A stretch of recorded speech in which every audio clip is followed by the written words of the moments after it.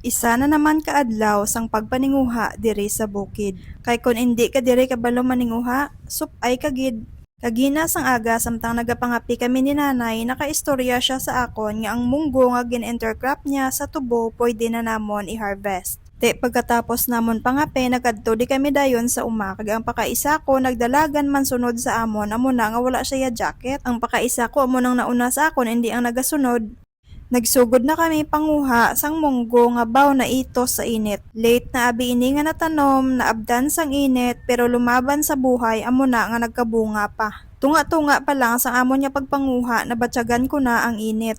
Kag nakahambalig ko kay nanay nga abaw grabe man niya nga init temprano pa. Hambal ni nanay hindi ya init ang temprano pa, ikaw yang adlaw na nagbugtaw. Agay, sakit pa sa init sang adlaw ba. Kag nagpadayon na kami dira sa pagpanguha namon sang munggo. May gin-intercrop man sila ni tatay nga manis ang nagligad. Nga sang gingabot ko, ginlantaw ko ang mga unod, wow, kinagtan kasapat agad. Pero ginpanggabot japon namon sang pakaisa ko kay para hindi man masayang ang effort tigang time nga gin-invest nila diri. Diri sa bukid basta pisan ka lang mananom, may anihon ka gid. Unless maunahan ka sang mapisan mangutan pero wala nagatanom. Amo na nga si tatay nagatanom siya sang madamo para nga kun kuhaan gid man at least may bilin pa kami. Char lang na, pero ang tuod kami diri sa amon nga community gahinatagay lang na kami kung ano ang mga blessings nga nagakaani namon sa amon nga mga uma. Kag amo na ang isa sa mga ginapasalamat ko kay ang nakapalibot sa amon nga mga tawo, mga mapisan man.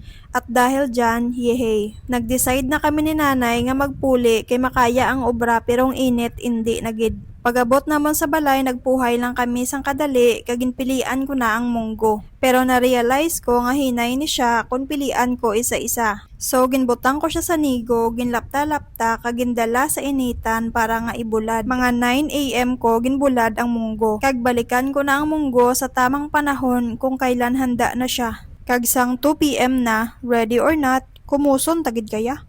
Mga pila ka minutes ang nagligad, baw kasakit man gali sa kamot niyang ginahimo ko. Tigin sulod ko na lang sa sako ang munggo kay pakita ko sa iya kung paano ko siya linason. Kag sang okay na ang ginlinas ko nga munggo, gin-transfer ko na siya balik sa nigo. Si nanay na ang nagtahop sang munggo, kay kun ako, bakit ako? Ari ko di ako. Ang manghod ko kag pakaisa nagakali sila dira sang kamote kay gusto nila nga ilunod sa nilugaw. Biyernes Santo buwas kag gusto nila magsabay man sa trend nga nagaluto ni lugaw. Nakatapos na sila panguha sa kamote kag nagbalik na kami diri sa munggo. Amo lang ni kadamo ang amon nga nakuha pero okay na na. Sang hapon na nag-decide ako nga mag-walking para ma-shoutout ko kamo. Shoutout sa kay Darlene Peliejo de la Cruz kag kay Sir Jomari Ogatis. Madamo gid nga salamat sa inyo.